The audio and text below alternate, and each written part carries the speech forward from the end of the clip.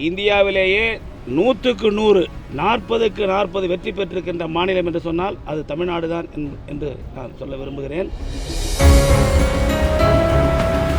தமிழ்நாட்டு மக்கள் தமிழ்நாடு முதலமைச்சருக்கு நன்றி சொல்லியிருக்கிறார்கள். அதுதான் இந்த வெற்றி என்பதை நான் சொல்லிக்கொள்ள விரும்புகிறேன். மோடிக்கு ஒரு நல்ல பாடத்தை புகட்டி இருக்கின்றார்கள். நெய்வேலி பகுதியிலே நம்முடைய நிலங்களை கொடுத்தவர்களுக்கு வேலைவாய்ப்பு முன்னுரிமை தர வேண்டும் என்ற கோரிக்கை வலுவாக எழுந்திருக்கின்றது. கடலூர் நாடாளுமன்ற தொகுதி 1,85,896 வாக்குகள் வித்தியாசத்தில் அன்பிற்குரிய டாக்டர் விஷ்ணு பிரசாத் அவர்கள் வெற்றி பெற்றிருக்கிறார்கள்.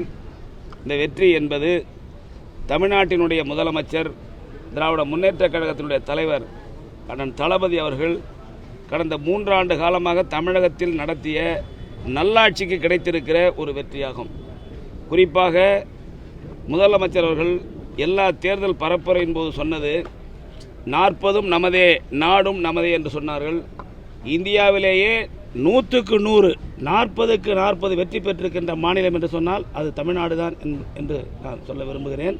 குறிப்பாக அந்த வெற்றிக்கு என்ன காரணம்னா, தமிழ்நாட்டினுடைய முதலமைச்சர்கள் கொண்டு வந்திருக்கின்ற மகளிர் உரிமை தொகை, புதுமை பெண் திட்டம், விடியல் பயணம், பெண்களுக்கு அதாவது ஆண்களுக்கும் இப்பொழுது கல்லூரியில் படிக்கின்றவர்களுக்கு 1000 ரூபாய் வழங்கப்படும் என்று அறிவித்திருக்கிற திட்டம், காலை உணவு திட்டம். இந்த திட்டங்கள் தான் இன்றைக்கு மக்கள் அனுபவித்துக் கொண்டிருக்கும் போது தமிழ்நாடு முதலமைச்சருக்கு எப்பொழுது நன்றி சொல்லலாம் என்று காத்து கொண்டிருந்தார்கள்.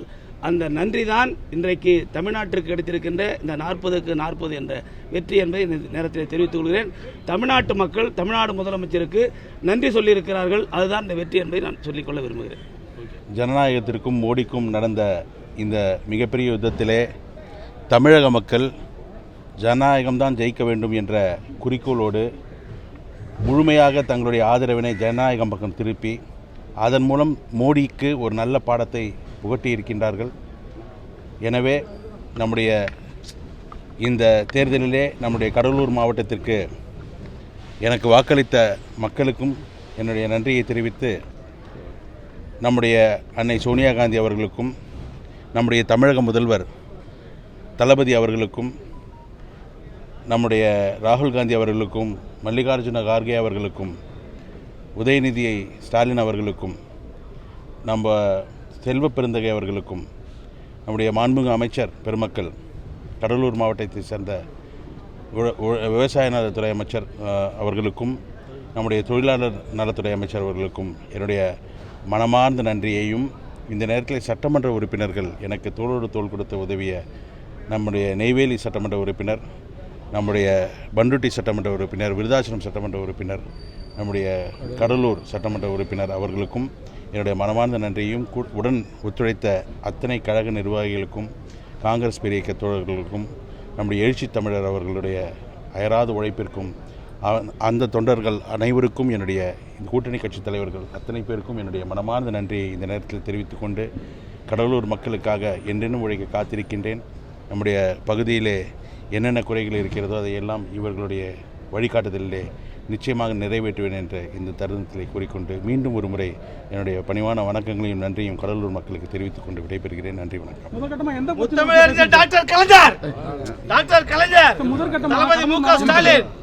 எந்த பிரச்சனை குறித்து நாடாளுமன்றத்தில் நீங்கள் கேள்வி எழுப்பீங்க சார், அதை பற்றி முன்வைப்பீங்க சார்? நம்முடைய பகுதியிலே, நம்முடைய முக்கியமாக நெய்வேலி பகுதியிலே நம்முடைய நிலங்களை கொடுத்தவர்களுக்கு வேலைவாய்ப்பு முன்னுரிமை தர வேண்டும் என்ற கோரிக்கை வலுவாக எழுந்திருக்கின்றது. எனவே அது போன்ற மக்கள் பிரச்சனையை கையில் எடுத்து நம்முடைய அமைச்சர் பெருமக்களுடைய வழிகாட்டுதலிலும் சட்டமன்ற உறுப்பினர் வழிகாட்டுதலிலும் நிச்சயமாக அவர்களுக்கு மக்களுக்கு நான் குறைகளை தீர்க்க என்னென்ன செய்ய முடியுமோ அத்தனையும் செய்வேன். செய்திகளை உடனுக்குடனும் துல்லியமாகவும் தெரிந்து கொள்ள சப்ஸ்கிரைப் பண்ணுங்க.